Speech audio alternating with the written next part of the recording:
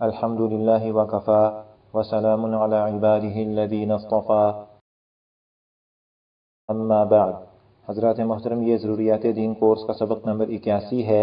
اس کا موضوع ہے اسلام کا سیاسی نظام، ایک تعارفی جائزہ۔ یہ سبق 7 نکات پر مشتمل ہے۔ نمبر 1، ریاست کیسے وجود میں آئی؟ اللہ تعالیٰ نے سب سے پہلے حضرت آدم علیہ السلام کو پیدا کر کے دنیا میں بھیجا اور انہیں حاکم بنایا، اور باقی لوگ جو پیدا ہوئے وہ ان کے محکوم تھے۔ اسی سے ریاست وجود میں آئی۔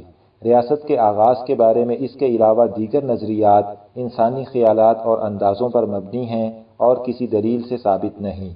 نمبر 2، نظام سیاست کی 2 بنیادی قسمیں۔ سیاسی نظاموں کی اگرچہ بہت سی قسمیں ذکر کی جاتی ہیں، لیکن بنیادی طور پر ہم انہیں 2 قسموں میں تقسیم کر سکتے ہیں۔ نمبر 1، شخصی حکومت، جس میں حکومتی اختیارات پوری طرح ایک فرد کے پاس ہوتے ہیں۔ نمبر 2، جمہوری حکومت، جس میں حکومتی اختیارات مختلف افراد اور اداروں میں تقسیم ہوتے ہیں۔ نمبر 3، جمہوریت کا تاریخی پس منظر۔ جمہوریت کی پوری تعریف میں تو بہت اختلاف ہے، البتہ اس کا ابتدائی بنیادی مفہوم یہ ہے کہ جس نظام حکومت میں عوام کی رائے کو کسی نہ کسی شکل میں حکومتی پالیسیاں طے کرنے کے لیے بنیاد بنایا گیا ہو۔ اس معنی کے لحاظ سے جمہوریت یونان میں بھی تھی کہ بادشاہ اپنی صوابدید سے جس معاملے پر مشورہ کرنا چاہتا، عوام کو جمع کر کے ان کی رائے معلوم کر لیتا۔ لیکن یونانی ریاستوں کے خاتمے کے ساتھ جمہوریت کا تصور بھی ختم ہو گیا۔ اس کے بعد تقریباً 5ویں صدی سے لے کر 15ویں صدی عیسوی تک کا زمانہ یورپ کی تاریخ میں قرون وسطیٰ، مڈل ایجز کہلاتا ہے۔ اس دور میں یورپ میں جو شخصی حکومتیں عام طور پر رائج تھیں وہ مطلق العنان بادشاہتیں تھیں، جن میں بادشاہ کی زبان قانون کی حیثیت رکھتی تھی اور اس پر کوئی قانونی قدغن عائد نہیں ہوتی تھی۔ ان مطلق العنان شخصی حکومتوں کے نتیجے میں یورپ میں ظلم و ستم کا بازار گرم رہا۔ اس لیے قرون وسطیٰ کے بعد یورپ میں جب فکری آزادی کا دور شروع ہوا تو حکومتی ظلم کے خلاف شدید رد عمل سامنے آیا، اور شخصی حکومت کو بذات خود نہایت معیوب سمجھا جانے لگا، اور اس کی جگہ جمہوریت کو ایک مثالی طرز حکومت کے طور پر پیش کیا گیا، یہاں تک کہ رفتہ رفتہ شخصی حکومتیں بالکل ختم ہو گئیں اور ان کی جگہ جمہوری حکومتوں نے لے لی۔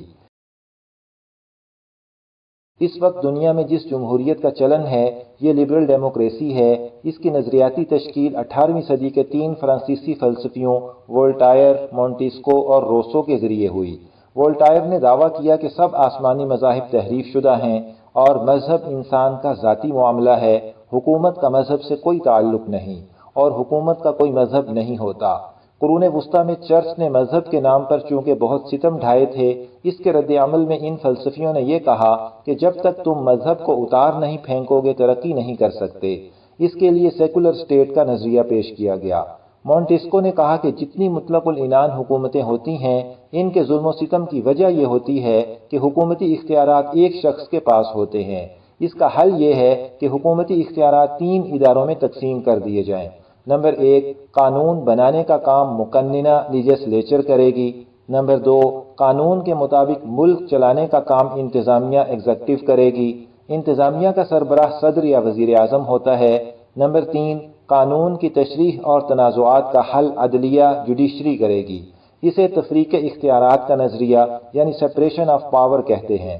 اس نظریے کو بعد میں تمام جمہوریتوں نے تسلیم کیا ہے۔ روسو نے کہا کہ فرد کو آزادی دی جائے اور حکومت افراد کی نمائندہ ہو، یعنی افراد جب چاہیں حکومت لے آئیں اور جب چاہیں ختم کر دیں، اور موجودہ جمہوریت کے عملی نفاذ میں 2 واقعات کا اہم کردار ہے۔ نمبر 1، 1776 میں امریکہ کا اعلان آزادی، ڈیکلریشن آف انڈیپینڈنس۔ نمبر 2، 1789 کا انقلاب فرانس، فرینچ ریولوشن۔ نمبر 4، مغربی جمہوریت کے بنیادی فلسفے کا خلاصہ۔ حضرات محترم، اس وقت سب سے زیادہ فیشنیبل سیاسی نظریہ سیکولر ڈیموکریسی ہے، حتیٰ کہ ایک امریکی ماہر سیاسیات نے کتاب لکھی ہے the end of history and the last man. اس کتاب کا خلاصہ یہ ہے کہ تاریخ اپنے نشیب و فراز سے گزر کر اب اپنی انتہا پر جا پہنچی ہے اور سیکولر جمہوریت سے بہتر کوئی نظام وجود میں نہیں آ سکتا، لہٰذا سب ملکوں کو یہی نظام اختیار کرنا چاہیے۔ سیکولر جمہوریت کا خلاصہ یہ ہے کہ حکومتی اختیارات فرد واحد کے پاس نہیں ہوں گے بلکہ مختلف اداروں میں تقسیم ہوں گے۔ صدر یا وزیر اعظم کو کچھ ثوابدیدی اختیارات تو ہوں گے، لیکن ان کے علاوہ سارے اہم فیصلے کثرت رائے سے ہوں گے۔ صدر اور وزیر اعظم کثرت رائے پر فیصلہ کرنے کا پابند ہوگا۔ صحیح اور غلط کا معیار کثرت رائے ہے۔ جس طرف زیادہ ووٹ ہوں گے وہ رائے درست ہوگی۔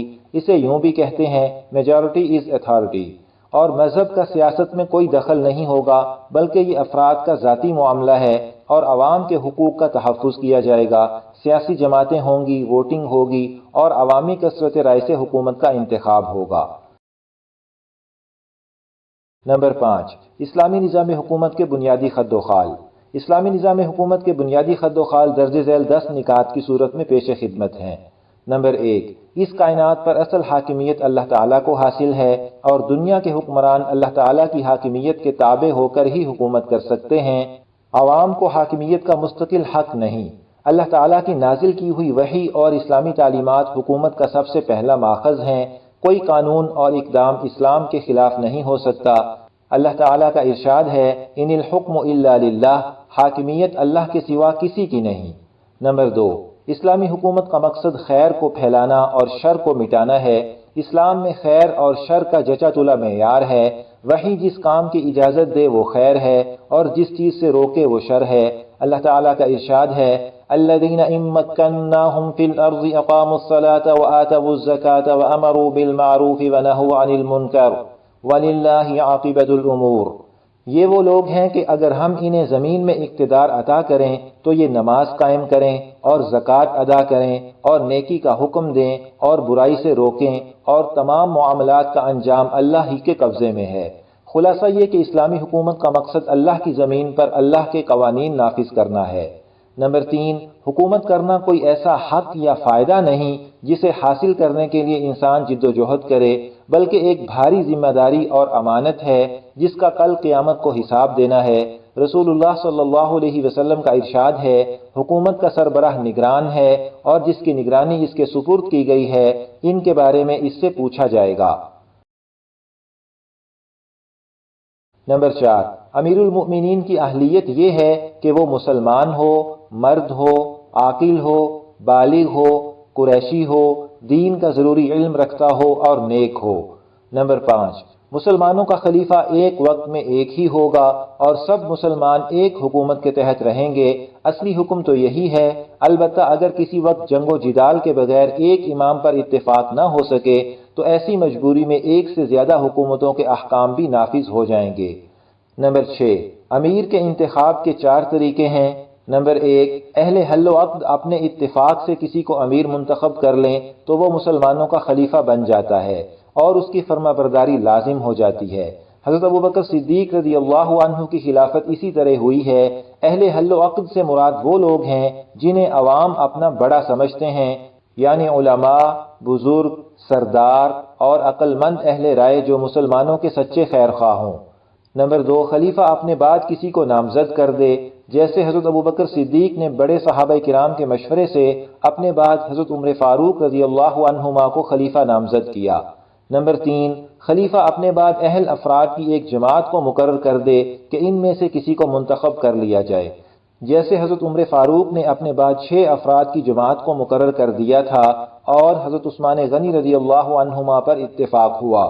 نمبر 4، غلبہ پا لینا، یعنی ان تینوں طریقوں کے علاوہ کوئی شخص کسی طریقے سے حکومت حاصل کر لے تو وہ بھی امیر بن جائے گا اور حتی الامکان اسے معزول نہیں کیا جائے گا تاکہ اس سے بڑے فتنے میں نہ پڑ جائیں، بلکہ اس کی اصلاح کی کوشش کی جائے گی، جیسے عبد الملک بن مروان کی خلافت اسی طریقے سے ہوئی۔ نمبر 7، امیر المؤمنین اپنی ایک مجلس شورا تشکیل دے گا۔ مجلس شورا میں مسلمان، عقل مند، تجربہ کار، امانت دار اور نیک افراد کو شامل کرے گا۔ مجلس شورا کے ارکان کے لیے کسی الیکشن کی ضرورت نہیں، بلکہ اس کا بہترین طریقہ یہ ہے کہ امیر ملک کے چیدہ افراد کو اپنی نظر میں رکھے اور اہم امور میں ان سے مشورہ کرتا رہے۔ خلفائے راشدین کے زمانے میں الیکشن کے ذریعے کوئی مجلس شورا قائم نہیں کی گئی۔ نمبر 8، مشورے میں اختلاف رائے کی صورت میں فیصلے کا طریقہ یہ ہے کہ امیر قوت دلیل کی بنا پر اپنے دلی اطمینان سے جس رائے کو بہتر سمجھے اسے اختیار کر لے۔ امیر کثرت رائے کا پابند نہیں، البتہ عقل مند اور مخلص اہل شورا کی کثرت کو بھی ایک وجہ ترجیح کے طور پر لے سکتا ہے۔ نمبر 9، شریعت کی طرف سے حکومت کی کوئی خاص مدت مقرر نہیں ہے، امیر جب تک شریعت کے مطابق چلتا رہے امیر رہے گا۔ نمبر 10، حکومتی اختیارات پوری طرح امیر المؤمنین کو حاصل ہوتے ہیں۔ امیر المؤمنین کے پاس بیک وقت مقننہ، انتظامیہ اور عدلیہ تینوں شعبے ہوتے ہیں۔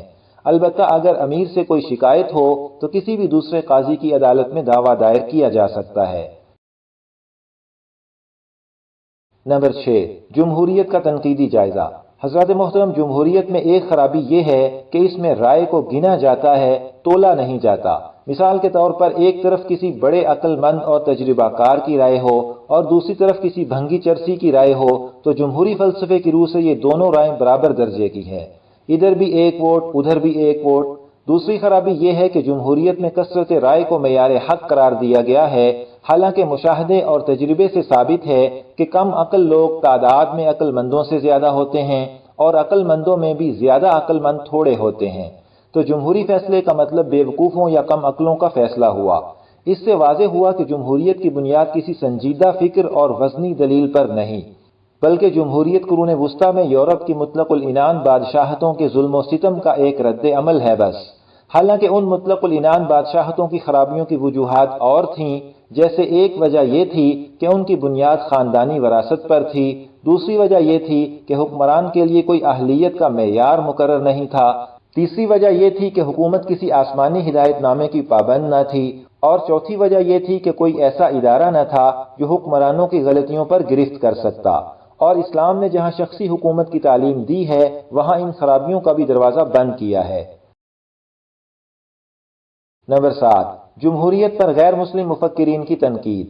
نمبر 1، ایڈمنڈ بورک کہتا ہے، اکثریت کے فیصلے کو تسلیم کرنا کوئی قانون فطرت نہیں ہے، کم تعداد بعض اوقات زیادہ مضبوط طاقت بھی ہو سکتی ہے اور اکثریت کی حرص و ہوس کے مقابلے میں اس کے اندر زیادہ معقولیت بھی ہو سکتی ہے۔ لہٰذا یہ مقولہ کہ اکثریت کے فیصلے کو قانون بننا چاہیے، اس میں افادیت اور پالیسی کی بھی اتنی ہی کمی ہے جتنی سچائی کی۔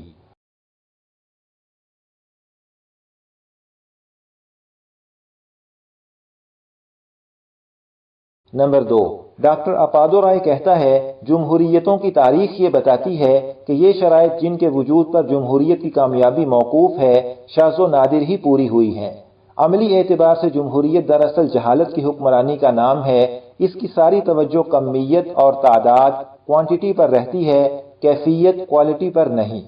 نمبر 3، کارلائل کہتا ہے، اگر ہم عملی نقطہ نظر سے دیکھیں تو پتہ چلے گا کہ روم اور ایتھنز میں دوسرے مقامات کی طرح بلند آواز سے رائے شماری کرنے اور بہت سے لوگوں کے بحث و مباحثے کے ذریعے نہیں بلکہ گنے چنے افراد کے حکم سے کام چلتا تھا۔ یہ بات ہمیشہ سے سچ رہی ہے، لہٰذا آئندہ بھی یہی بات سچ رہے گی۔